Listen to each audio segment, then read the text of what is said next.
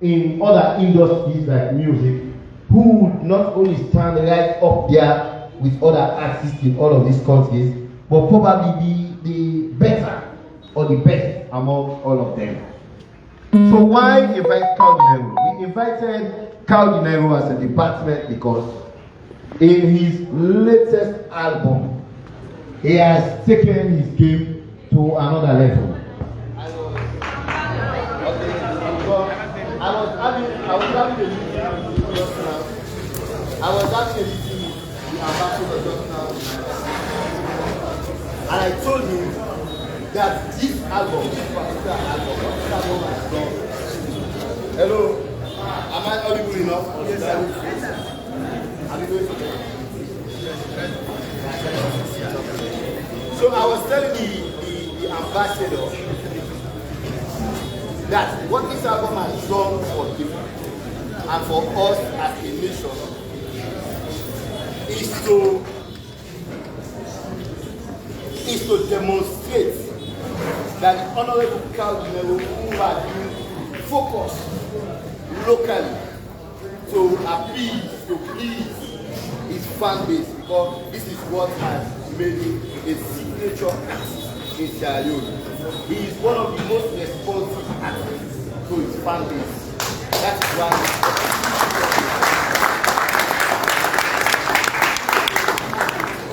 And that is very, very good. You have to represent your people. You have to represent your fans.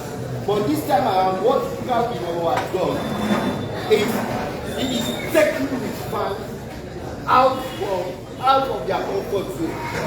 He now stands at a level where he can take his local fans out of their comfort zone to the international platform. This album has put him right up there at the international level with the kind of messaging that is resonating so much in the Pan-African world. The Heroes album, the way he managed to weave the story of great Pan-Africanism, dead and alive, is wonderful. This is aspirational in the sense that Kao Denero is saying, okay, we for play the VHK, we for satisfy the locality, but can we think about the bigger picture now? Can we look at the stories of our heroes? Can we aspire once again to show that we are a nation, we are a continent that has people that have had this kind of idea of what Africa can be and what we as a people can do in terms of our independence, in terms of our creativity, in terms of our innovation, and in terms of our life African consciousness, because that is clearly the kind of message portrayed in this album. Most of us, even us as intellectuals, I'm talking about students at Fourah Bay College and members of a 100% educated community like Fourah Bay College, have lost this African consciousness. And it's something that we have to bring back. Because if you look the West, if you look at Asia, they are clear in terms of their identity. They know exactly who they are. They know exactly where they are going in terms of their cultural dimension, their economy, their politics, and all of that. It will appear, if you take a look at contemporary Africa, it will appear as if we are mostly copying the West. Everything that is done around in the West is what we see to be. And that is the reason why we are lagging behind in most of these areas. But what Kao is saying here in the message is, can we go back to the roots? Can we develop our own identity? Can we define our own development trajectory? And can we as a people, African people, move towards a future that is created by us, for us, and for those who are coming after us? So this is impressive. I believe this is what has attracted the Department of History and African Studies. Now it's time for people like Kao, who from the grassroots has grown up to this level where he can stand at the pedestal and see what it all should be, to come to us as students of history and African studies and talk to us about insights, about what is really thinking about, not in songs now, but to give that as a lecture to us, so that we can begin to think about the Black and African consciousness things he's talking about. So in our reading and understanding of our contemporary history or the history of the past, those things that have happened, we are now able to see the trajectory that we should be taking as a people. So I cannot be happier than this. I cannot be more pleased to be part of the occasion where the college is realizing that it's not just about 100% academic. We have said this time our team at Fourah Bay College is enhancing academic excellence. We want academic excellence at every time, but we are doing it alongside sport and entertainment. You all know that it is not true. Yes, sir. We projected that during the orientation, and we are very happy we are moving along that trajectory. Let us have people from industry. Let us have people on the ground, people who are working in entertainment, people who are in sport, to come to us and share their aspirations with us, their vision with us. So ladies and gentlemen, once again, on behalf of all of us, I want to welcome to the shores of Fourah Bay College, the Honorable Kao Denero.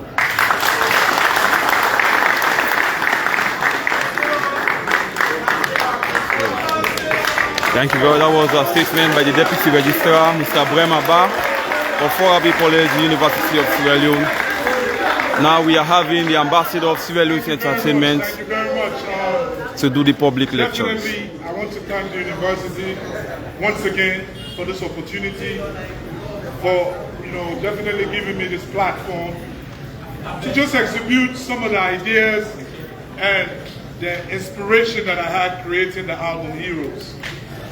There's a backdrop to Heroes. For long I've been struggling, I've been having battles, whether to do an album as Heroes. The reason being that I was always hesitant that I would lose my fans.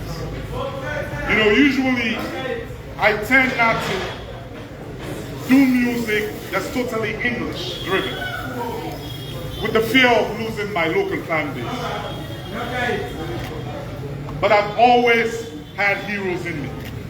So some of the things I'm going to discuss here this afternoon. Shall I wait?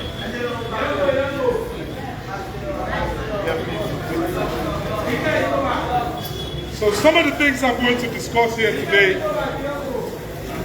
is in the area of the Black experience. The Heroes album is totally inspired by the Black experience.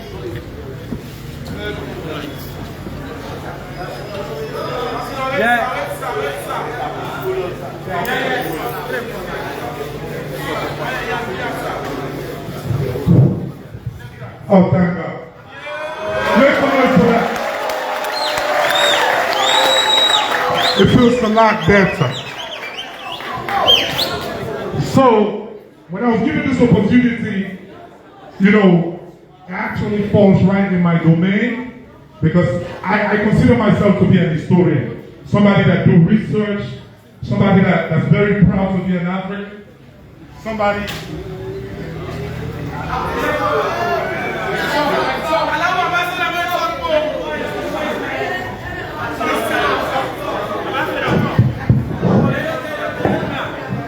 So we're going to keep going. We're going to keep going. I'm used to obstacles. Make some noise for yourself. So when I was creating the Heroes album, I looked at the landscape of music in Africa. All the music that's coming out from my contemporaries is music that's just talking about Louis Johnny de Gaulle. Nobody's educating their fan base. Nobody's taking the bull by the horn, talking about our history. And I would like to quote a great philosopher, somebody that I follow incredibly, by the name of Marcus Garvey.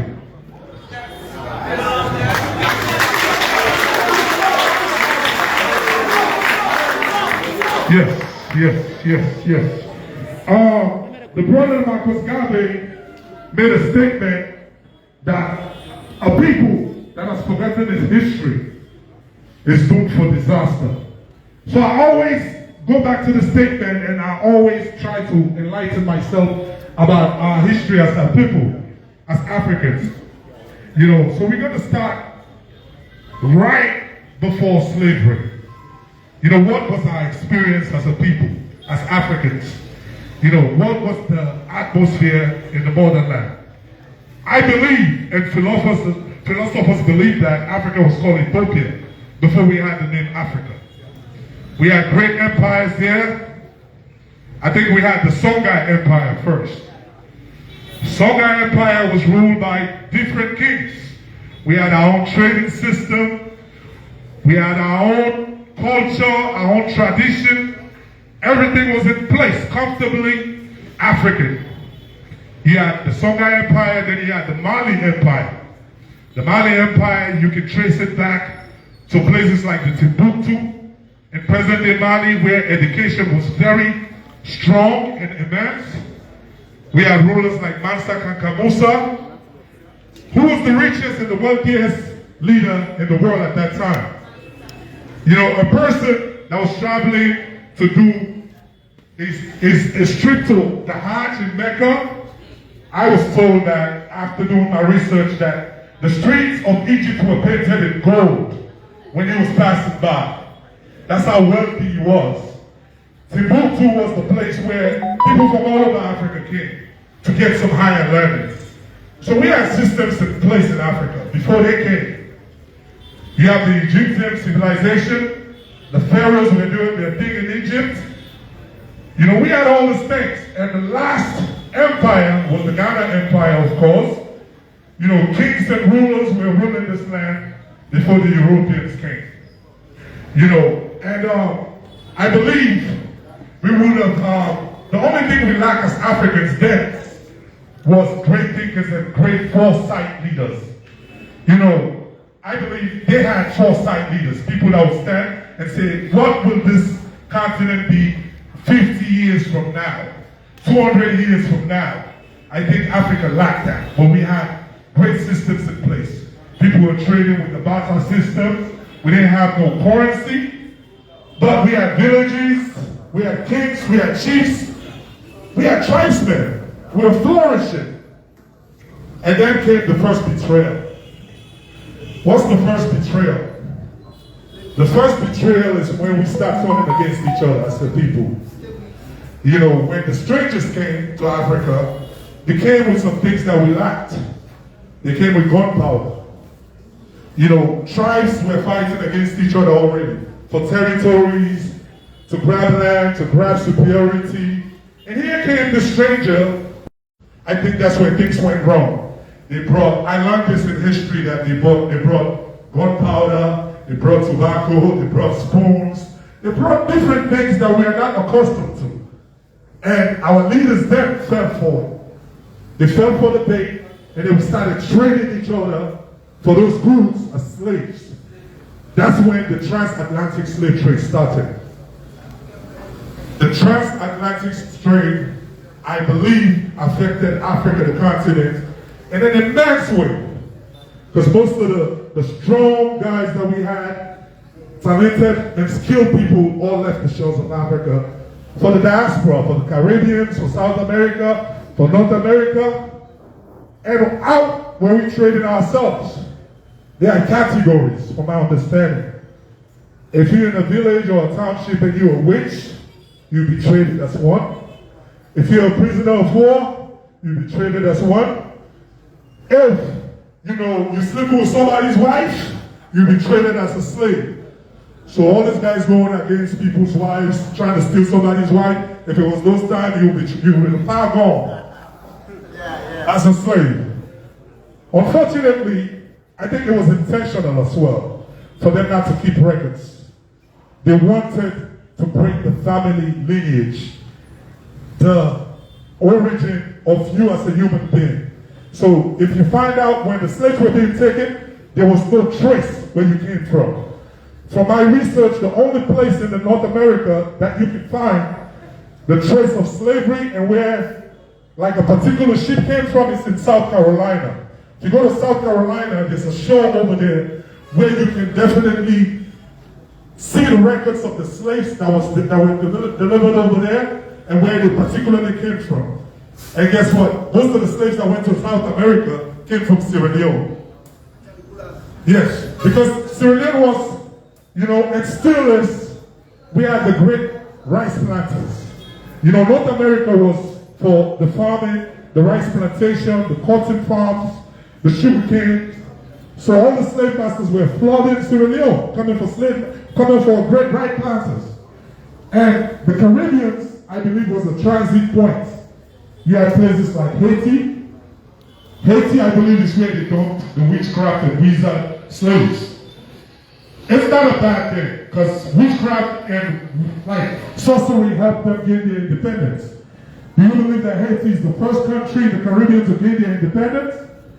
Because of their culture, preserving their culture and their heritage, their Africanness, they gained their independence from the French. So, we're moving on. The divide and conquer came in. You know, these people were smart. They took some of us out there. They created the divide. They brought the split. Now, we are left with just dependency. We are left with just looking forward with our hands up, begging to sustain ourselves. But I believe there's still a chance. The chance started when we had leaders like Marcus Garvey in the Caribbean, when he started opening Africans in the diaspora, their foresight in their minds on coming back to Africa, connecting the diaspora Africans to the motherland. You know, and from Marcus Garvey, he inspired other great leaders who actually passed their message on through music. People like Bob Marley and the Wailers. You know, most people, when they mention Bob Marley, they say, oh, that Jamba smoker. But they really don't do the research about what kind of person he was. He was a philosopher, a great philosopher. If you have time, start to listen to his messages, his interviews, and what he stood for. You know, the Pan-Africanism. You know, the unity of Africa. The oneness of our people. I believe from slavery, that's where the borders came. Where they started creating borders. This is Guinea, this is Liberia, this is Sierra Leone, this is Nigeria. And now, you started having situations where we start to pledge our loyalty to language and our colonial masters. The French African doesn't see himself as the British African. The British African doesn't see himself as equal as the French African. You know, we are so divided with tribes. We are so divided with borders. We are so divided with language. You know, that is a problem. It has been a problem from inception. It's still a problem to this day. You know, but we had leaders in the 60s who stood up. Leaders who were fighting, who saw the vision of one Africa. Who saw the vision of Africa becoming one and united and progressive. People like Sekou Touré, who I mentioned, I did a song for in the album. People like Patrice Lumumba in the Congo, who fought against the Belgians, you know, who actually stood up. People like Kwame Nkrumah, who actually fought as well. People like Steve Biko in South Africa with the ANC, that really went all out, sacrificed his life, you know, just to really make a point against the colonialists. All these people were betrayed. Here comes the second betrayal. The first betrayal was slavery, selling our own to the stranger for territorial gain. The second betrayal was when we turned our backs against, you know, the Pan-Africans who were really trying to solidify our stance in history. In the case of Lumumba, Lumumba fought for the independence of Congo, the Congo, and he gave a great speech in front of the Belgian ruler then in the 60s. Lumumba, Nkrumah, they were all in cahoots together with Sekou Touré because they were Pan-Africans. They were fighting for the independence and freedom of Africa. But what did the strangers do? They actually entered our own kind. our own people. You had people like Mobutu Sese Seko, who was, I personally believe, was inspired and pushed by the Belgians to take over the reins of power in the Congo. And Lumumba was finally and eventually killed. And that's where the dream died. To this day, the Congo is controlled by you-know-who, the Belgians. You know, coming back to people like, you know, Kwame Nkrumah in the Ghana. Kwame Nkrumah was actually pushing for one currency, one Africa, and next thing you know, he was overthrown and kicked to the side. He died in exile in Guinea. People like Sékou Touré. Sékou Touré, I think, was misunderstood. When I was growing up, all the stories you hear about Sékou Touré was, he was a dictator, somebody that was really, you know, holding his people down. But when you check deep, you do your research, you do your homework, then you get to understand that he was fighting the bigger picture. You know, he was trying to protect the Africanness of his people. You know, they actually allowed him to do a referendum in Guinea, you know, to see if the whole Guinea nation was willing and ready for independence. The people voted incredibly in favor of Sékou Touré for Guinea to have their independence from the French colony. The Guinea independence, I believe they were one of the first nations in Africa to gain independence in Africa. And you know what the French did, right? After Sékou Touré gained that victory, the French packed up all their belongings, computers, their expertise, everything you can think of that the colonialists brought, they took and left Guinea. So Guinea was left dry to die. So these are the obstacles Sékou Touré was faced with because he stood against, you know, the colonial masters. Then they started, like, you know, perpetuating internal conflict, pushing the opposition to fight against him. Yes, sometimes you would say he became ruthless. He was very fierce till his dying day. Sékou Touré was scared, was feared among his peers. And he's remembered as one of the great Pan-Africanists. That's why I dedicated a song on the album for him. Make some noise for Sékou Touré.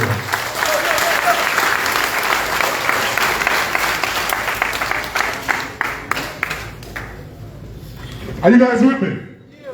Am I moving too fast? Yes. You know, usually we'll be in the studio, but today is a different thing. I hope I'm doing great. Yes. Thank you.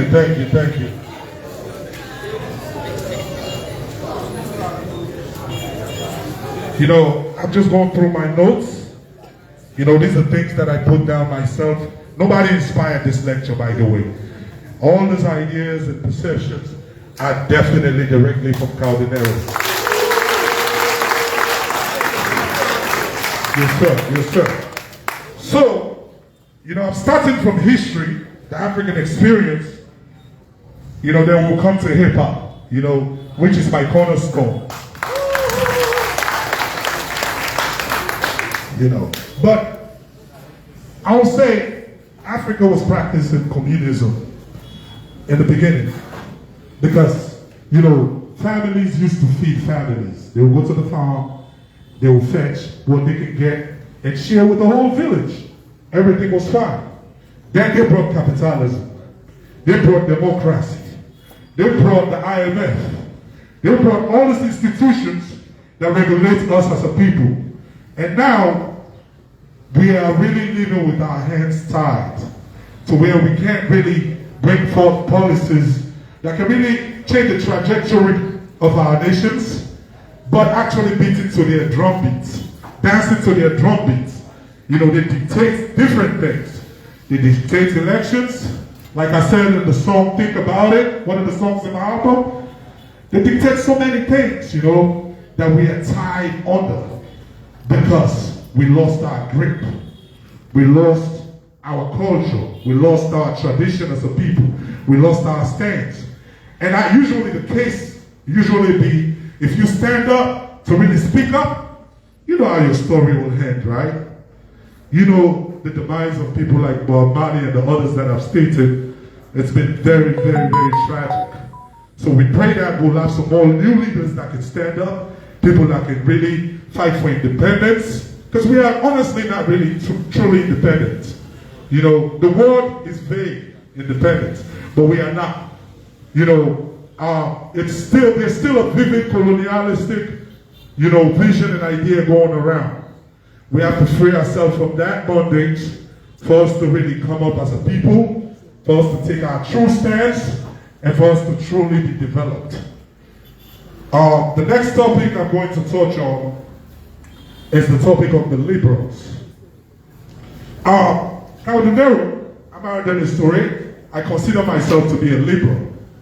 Most people in this room will wonder. They know my roots. They know where I was born. I was born in the Port Loco district, Lungate to be exact. Yes.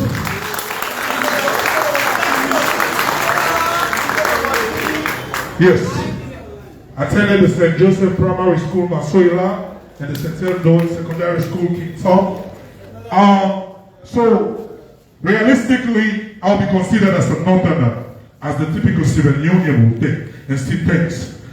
But I left most people scratching their heads when we had two past elections, and I endorsed a Southern party, a Southern political party. There's a reason for that, you know. The decisions I made was not based on personal and selfish interest. As a kid growing up, I recognized what brought the war to our country, Sierra Leone. It was when one individual held on to power for over 15 years. When one individual controlled the reins of power in a certain country, it's a very tragic mistake to be done. And I think Sierra Leone did that in the 70s and the 80s. That's what brought about the civil conflict in the 90s. So when we was at the brink of selecting a new leader, I believe history will judge my decision years from now. That, oh, here comes this Stepney boy. I don't even know how to speak Bende. I don't know nothing from the southern region other than touring in the southern townships, doing shows. But I endorsed the Southern Region Party just based on avoiding chaos and conflict in Sierra Leone. I knew that time, if continuation had been the case in Sierra Leone, there was tendency for another fight. There was tendency for another conflict. So that's my decision. That's why I made that decision, and I'm proud of it. But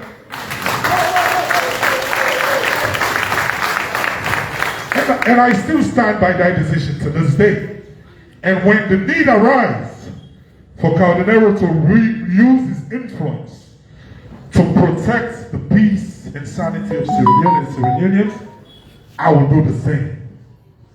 I will do the same. So if you're smart, you're intelligent, you will understand what I mean. Definitely, I want to really thank and appreciate the President, His Excellency, President Julius Maada Bio.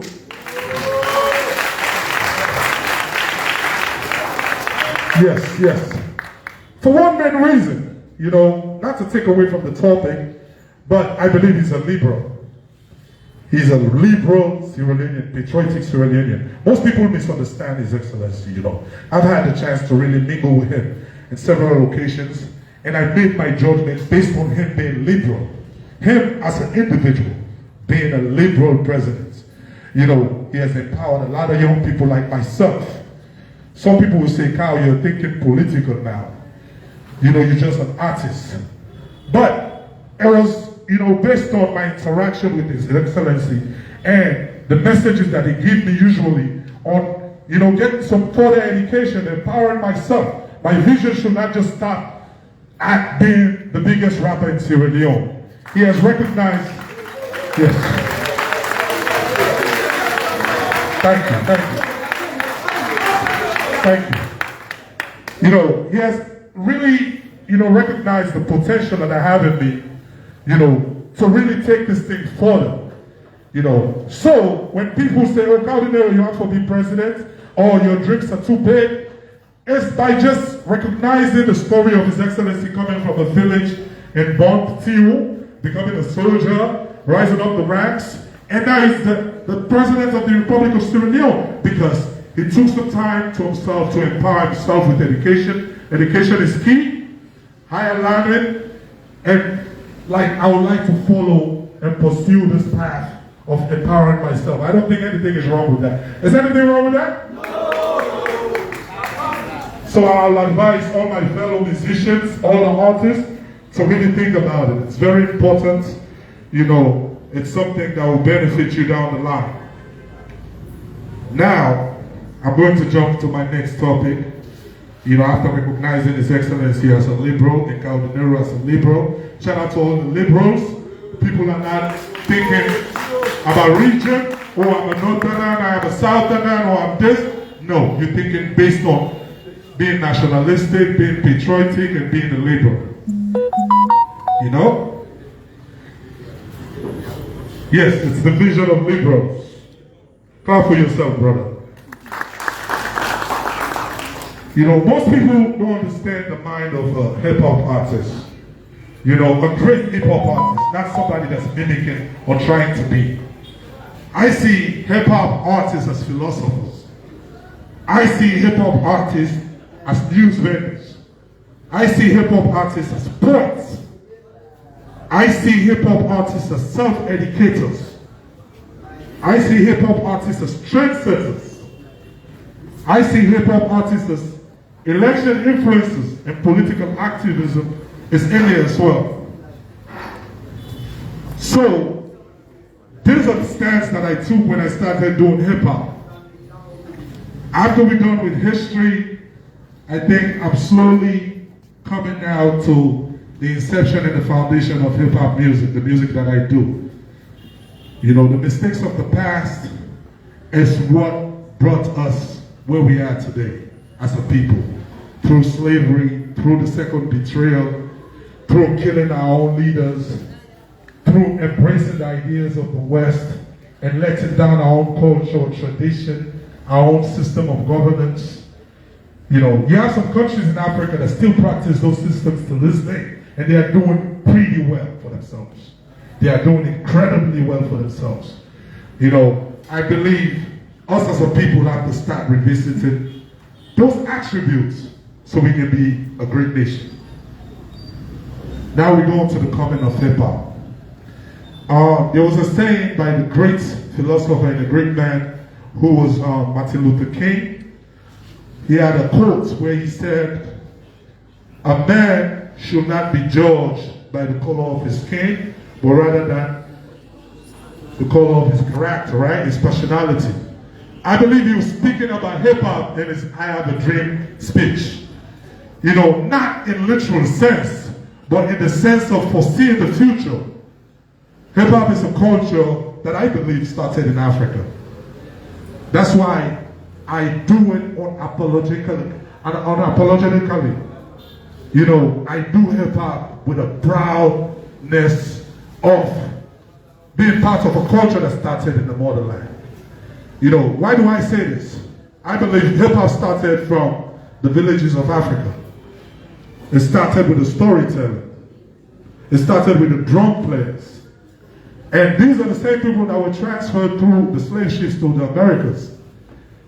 You know, the official year that hip-hop started was 1973. Make some noise for that. So in 1973, he had an individual by the name of Cool Ark from the Bronx, New York. He was a DJ. But this guy embodied all the elements of hip-hop music. He had 4 elements of hip-hop. DJing, graffiti. You know what's graffiti? Graffiti is where they draw on a wall. They might the way they paint space at the wall there. That's graffiti. DJing, graffiti, b-boying. What's b-boying? B-boying is breakdancing. You know the people that used to breakdance? Back in the 80s and the 70s? That's one of the elements of hip-hop. And MCing. MCing is what I do as a rapper. So you have people like Cool Hawk. He started in 1973. And in 1974-75, you have somebody else by the name of African Bambaataa. African Bambaataa was the second known hip-hop artist in the world. And after African Bambaataa, in year like 1976, you had another individual by the name of Grandmaster Flash. Grandmaster Flash had a group called the Furious Five. The Furious Five actually dropped the first hip-hop hits record. The hip, the hop, the hip, and the hop. You know that song? You know, that was a group called the Grandmaster Flash. But before 1975, do you know hip-hop was illegal? Hello? Hip-hop was illegal. If you wear your pants down, you are considered an outcast. If you DJ, you shouldn't touch the turntable to do any scratching. You'll be arrested. You know, corporate America versus the streets. So hip-hop has come a long, long way. You know, but after the first song dropped, the Grandmaster Flash song, that's when hip-hop became corporate. That's when the big machines, the big organizations came in to capture hip-hop and commercialize hip-hop. And you have two, like most people would think, everybody that holds the mic in hip-hop is a rapper. There's a difference. There's a difference between a rapper and an MC. A rapper is somebody who does hip-hop strictly for money.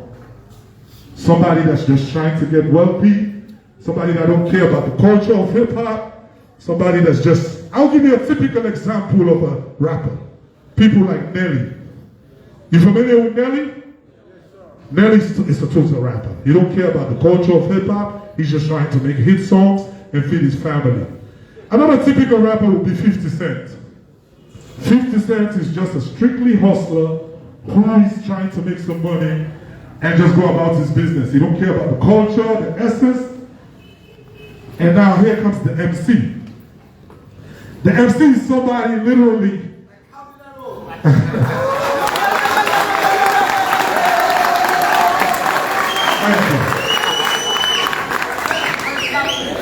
You know, thank you. So the MC is somebody who actually thinks about credibility. You know, somebody that thinks about respect. Somebody that thinks about community. Somebody that thinks about legacy. You know, somebody that stands for something.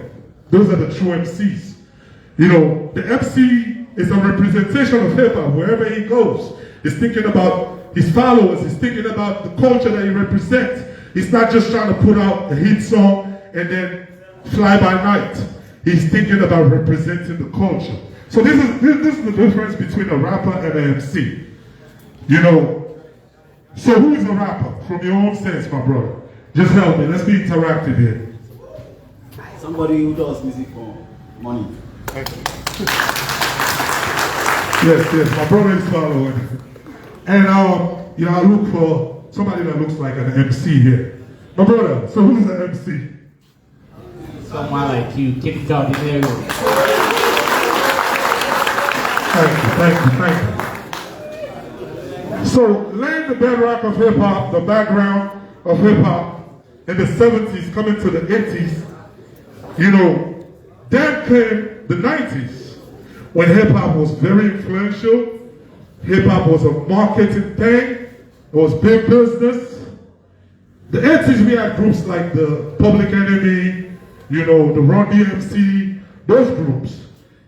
The 90s, hip-hop was already influential. It was all over the globe.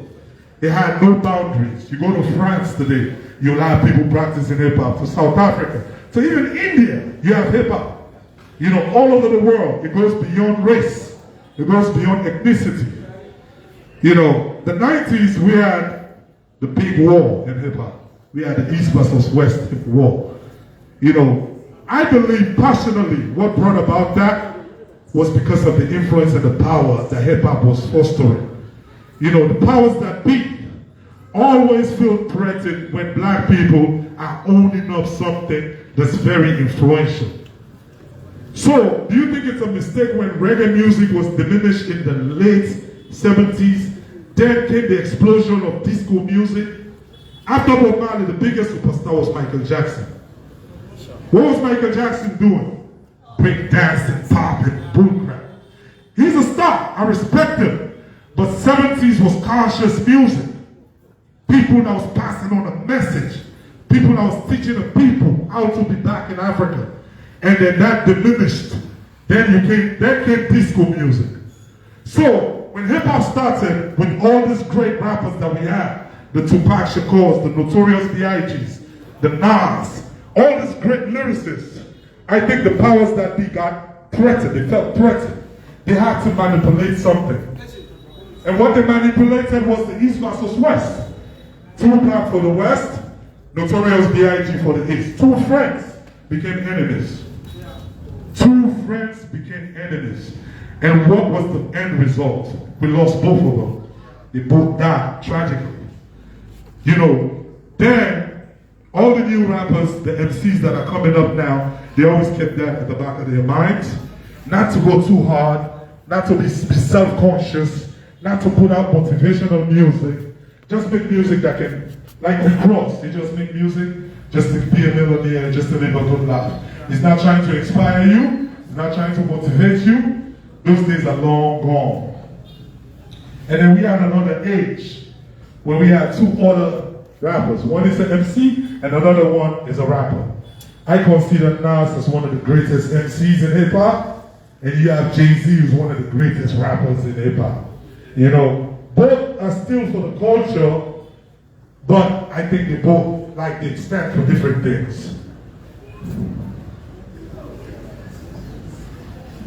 There's a difference between African hip hop and the American hip hop culture. You know, I think Ceremonial hip hop, that's where some of my brothers are usually getting it wrong. I was getting it wrong in the beginning because I was not aware, I didn't know how to really decipher both. If you practice in the American type of hip hop, it will never go well in Ceremonial. You'll be an outcast, you'll be looked upon as a gangster, you'll be looked upon as a nuisance in society, you'll be looked upon as a failure.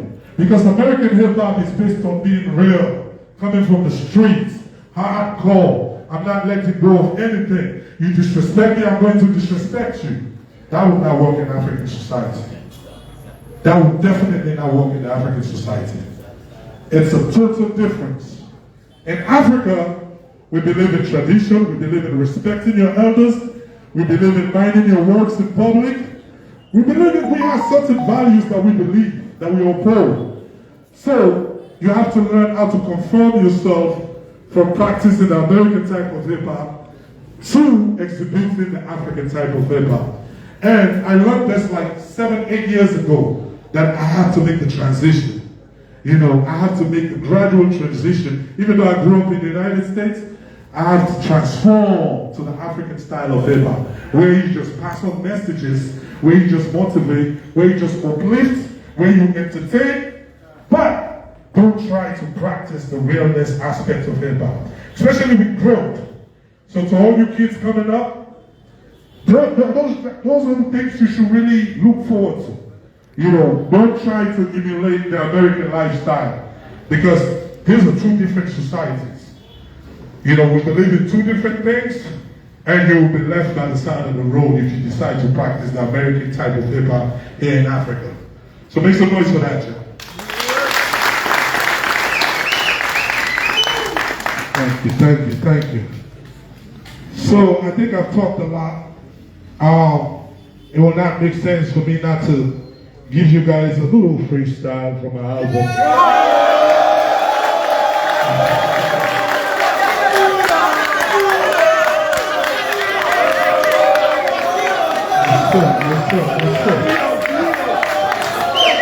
I'm trying not to miss anything. Yes. You know, I hope all you guys here have already streamed the Heroes album. So I have a song in the Heroes album, the intro, titled Think About It. One morning I just woke up and I was thinking to myself, like, yo, why do we have borders in Africa? Who created these borders? Why do you really need a passport to go to South Africa? When we really fought side by side with South Africans during the apartheid regime. You know, people like Mariam Makeba was in exile in Guinea. She died in Guinea. Do you guys know that? She was in exile. You know, so we fought along with the South Africans during the apartheid regime. You know, why today do we need visas as Africans to communicate or to really travel to South Africa? That's the inspiration behind Think About It. So just listen to the lyrics and you be the judge for yourself. Where I was like, yo, think about it, black man, what's your life about? So many great people, lights out. Nation sleeping with the lights out. Brothers incarcerated, but others with their teeth iced out. Think about it, why do we need borders? Propaganda the way they report us, our leaders still taking orders. Think about it, why do I need a visa to Soweto? Africa now is skyscrapers, still treated like a ghetto. Tribulations of the past, the real, I couldn't let go. Think about it, the births are crowded, disease and pain, our days are shrouded. Since like they allowed it, they dictate elections, the mistakes of letting, the puppet masters, the fucking bastards. It's just like, yo, we hustle backwards. I pray for the day we all lose one passport. Minerals to riches, they want to ask us. Want Africa to move right out to Damascus. Think about it, F me up, grab a drink about it, don't blink about it. We still ain't stick together. Shout out to Nkrumah Shekuvera, Fela Kuti, my chain piece for real, hella dookie. Get a better life for real, yo, I tell a dookie. We're still not united. Yes. Hey yo, we're still not united. We're still so divided. So much on my mind whenever we lay up in my bed. The heroes is gone. So much pain and frustration. I put in the song. I pray on African warriors continue to live on. Blessings, one people, one Africa. Thank you.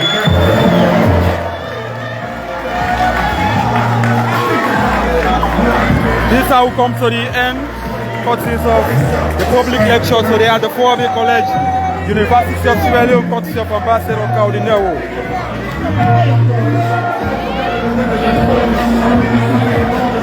The end of the public lecture. See how the fans go.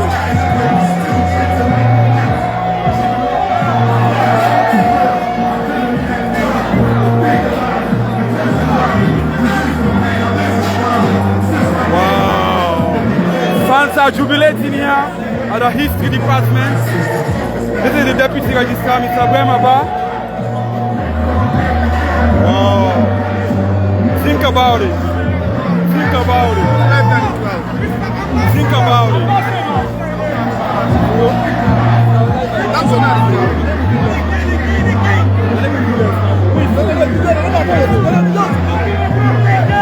Wow. Fourah Bay College, the first college in West Africa, the first university, Fourah Bay College, University of Sierra Leone. Ambassador Kao Denero, the fans, congratulating the ambassador for an outstanding public lecture.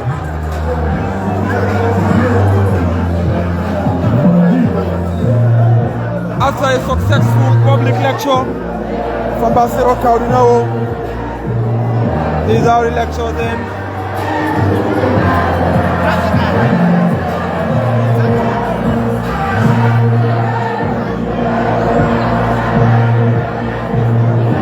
End of the public lecture, Ambassador Kao Denero at Fourah Bay College, the University of Sierra Leone. Wow. The fans.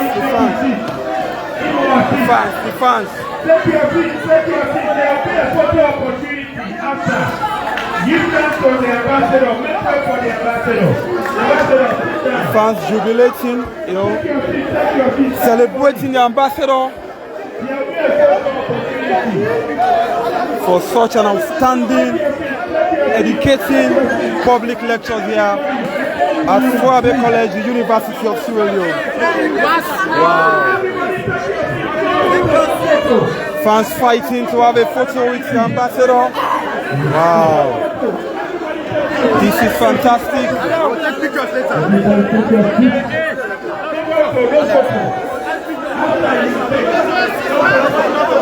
Okay.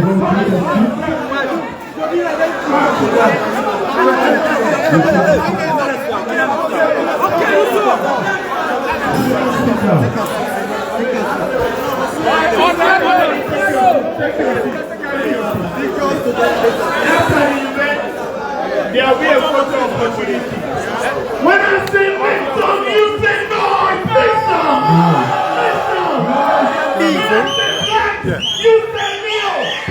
Black. When I say Kao, say Denero. Kao Denero. When I say ambassador, you say smartness. Ambassador. When I say Dennis, you say clever. Dennis. Dennis is part of his real name. You know what I mean? Go and take your seat, guys. Hello, can you listen?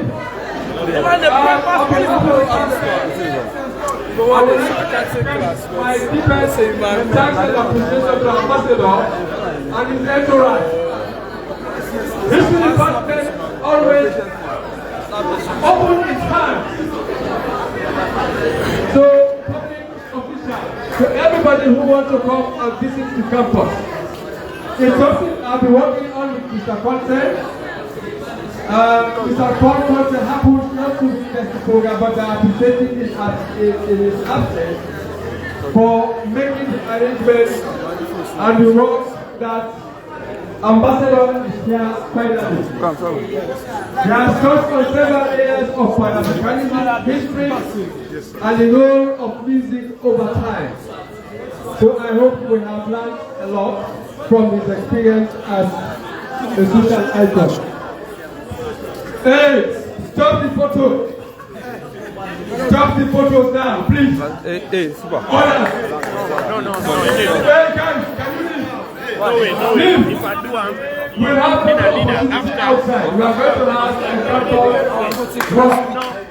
I now call on Secretary to the one student to read at the point in honor of Ambassador Kao Denero. Can we listen, Sam, so after listening to the Heroes album, I've come to realize that the Heroes album has melodies that soar and lyrics that inspire. So as a sign of appreciation, our noble lecturer, Mr. Jallo, wrote a poem for you, and it's titled Our Heroes, Our Heritage. Wow. Poem time now, dedicated especially by a lecturer of the University of Sierra Leone. A poem dedicated especially to the ambassador. We reflect on our heroes. Our heroes are embodiment of culture. We become of them by nature and in nature. No matter how far we go, their lives we are living. Chase for a task, chase for a path. Lifelong learning and experience we are of them. Generations in time, we join in joy, we are fulfilled. We give thanks to God for them, for their memories are immortalized. Never give up on hope, for a path they shape to be followed. History, a best teacher, tearing up for talent, we imbibed. Our heroes, our culture, for a nation we respect. Homage we pay to icons like Kao Denero, Raymond D'Souza, author Sibak Belefine, Spencer, Professor Joey Ali, Professor Alusen Chalo, to name but a few. Thank you very much, sir. That was a poem dedicated especially to the ambassador of Sierra Leone Entertainment, Mr. Mama Dennis. Mr. Sheku Dumbuya for that wonderful work. Now, this is a period where we can entertain few questions, one from each row, as a form of reflection from the speech Ambassador has given us today alone.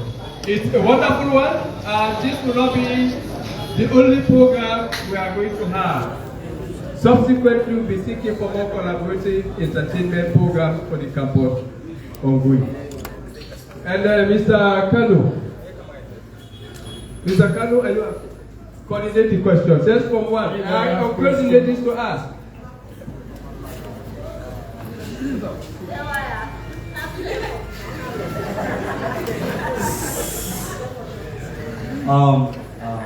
Ambassador, I would like to greet you in terms of honor. I will say good afternoon, Mr. Ambassador. I have so many questions for you today, but because of time, I'll be limited to ask you only one question. So the question is, the Kao I used to know was not a Pan-Africanist. So what I would like to know, what prompted you to become a Pan-Africanist? And what gives you the cause to try to teach people the message about the greatness and the greatness of heroes who contributed to the development of Africa? Thank you. Thank you. Well, I personally believe that I've always been a Pan-Africanist. But I was actually not revealing that aspect of my life. For your own understanding, the first artist that I really admire in my life when I started growing up and getting interested in music was Bob Marley. I still remember in Lungi, when I was like 11, 12 years old, I was a fanatic of Bob Marley and the Wailers. I would check about his biography. I just loved the story behind the guy. He came from a village in Jamaica called 9 Miles. On top of the mountains. I came from Lungi. So I started to identify with the guy. Even before I started doing music. And started to read about him, follow his interviews, and he was a very, an aggressive Pan-Africanist. Most Jamaicans, they don't really want to connect with Africa. You tell them they're Africans, they will tell you no, they're Caribbeans. But people like Bob Marley, Peter Tosh, and reggae artists from the 70s were strong Pan-Africans, So, but because of the nature of our industry, not to say, I would say their thinking faculty is like babies. You have to give them teaspoons of knowledge. You cannot just come out of the blue and start to teach. You lose the audience. So when I started my lectures, I made that statement that I was not fast to really explore the Pan-African side of myself, until recently. Because I've already acquired one of the largest fan bases in Sierra Leone. I've done shows, I've won countless awards. There's nothing I can lose anymore, So now is the time for me to take responsibility and use the gift I'm given responsibly, to pass on some of the knowledge and some of the ideas that I have. So I've always been a Pan-Africanist.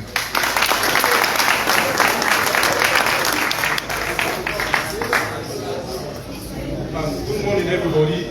My name is Paul Bandi. I'm a student from the Department of History and African Studies, studying cultural studies. So my own observation, I have come to the realization that Ambassador Kao Denero is one of those charismatic individuals who have been declined or rejected the applause or that of the praises which they deserve. But this is my question, Mr. Ambassador. How do you navigate the criticisms or pushback from those individuals who do not understand or agree with your conventional approach? Thank you. Nice one. Your question actually is on point because this is something I'm dealing with on a daily basis. I'm an individual who I believe is being stoned on a daily basis. I get attacks on a daily basis. I am totally misunderstood, but I believe in eventuality, I believe in due process. I believe that in due time, those who are misunderstanding me will get to understand the true person. I believe, because I believe that, that's why I've been on top of this music game this long. Before I tend to really try to react, I tend to try to prove a point, but there's no need for that. Now I'm just focused on achieving things like this, things of this magnitude, things of putting out impactful music, generational and timeless music, breaking new grounds, being the first entertainer to give lectures at the first university in West Africa. That's something huge. I believe these are the things that will silence all those people that constantly come after me. Because you know, our industry is very sentimental. We support by sentiment. Oh, I like this guy over this guy. So what that brings is, even if this guy is far ahead of this guy that I like, I'm going to put them on the same level. I am going to argue that they are the same, or my guy is better. But, you know, how you deal with situations like that is just by focusing on your goal, achieving your goal, and continue to prove this here is wrong. Yeah, Mr. Ambassador, this is a very short one. Me a big fan of Eagles album. I stream your song. I was one of the people that started streaming your song, and I downloaded it. You know, initially, I felt bitter when I started listening to the song. I said, "Wow, how has all these things then? Here comes the silly big things." You know, initially I disliked that. I was against that big thing. I said, "Wow, Kao, man, you're too big." You know, I admired you so much in terms of hip hop. You know, at first I wanted to do music, started to rap like you, but when the speaking came up, Stars, you and LG, blah blah blah, you know, it was very, very sad. Your fan base is used to me. I was out of your fan base. Why? I'm saying it from my heart. But when this Eagles album drops, it revived me back to you. And I will tell you boldly that I'm your #1 fan. You know, the question here is, that was a compliment. I complimented you first, right? The question here is, as a superstar, as a hero now, the things of you replying, some fake people, some irrelevant people on Facebook, I want you to stop that. And I don't know why you keep doing that. I want to know why. Because I see you now as an hero. So why? Nice. All right. I'm happy you brought that to the forefront. But I'll say this though. Do you guys believe that I've been relevant for 20 years because I respond to people? You don't believe that? That because I address certain issues, that's why I'm still Kao Denero? Trust me. If I wasn't that Kao Denero, you know, perception becomes reality, you know. Public perception about an individual, if it's not countered, it becomes a reality. And I'm somebody that people always throw stones at. Kao Denero get about that. Kao Denero this. Kao Denero that. You understand me? I don't have no mouthpiece. I don't have no spokesperson. I don't have no PR person. I am all of these things in one. And the moment I start to really isolate myself from my audience, there becomes a vacuum. And that's how you fall off your territory and your throne. That's how people tend to really forget about you. That's how the perception becomes the reality about you. You know, it fits certain people, like Jimmy B. Oh, Jimmy B, that big man, you know, they answer nobody. It fits them. He's not competing no more. You know, but I'm still in the ring. I know I cannot be doing it too much. I understand certain people I have to ignore. Certain situations I don't have to respond to. You know, but we have a very docile public in society. You know, people that tend to believe anything they see or they hear. And if there's no counter messaging, if there's no reaction, that sticks by you. And people be like, oh, look at the president. You know, he doesn't respond to things. I'm not the president yet. I'm still in the trenches. I still have to go buy a loaf of bread. I still have to deal with people on a daily basis. You understand what that means? When you have to deal with people on a daily basis, you don't have that fence around you. So if you interact with somebody that's already gone with a negative perception about you, trust me, that's how they treat you. They behave nastily towards your person. So you have to take it upon yourself to really clean these things up. Clean these things. Every chance you have, clean these things up. Because people are naive. That's my take. Hello. Where I say responding to critics, una say na part of hip-hop. Responding to critics, na part of hip-hop. That's it. So for promote people with disability, we can all make a statement, we will ask a question. So don't be answered. Na part of hip-hop. Yes, sir. Thank you very much. I am Alhaji Lore, visually impaired student at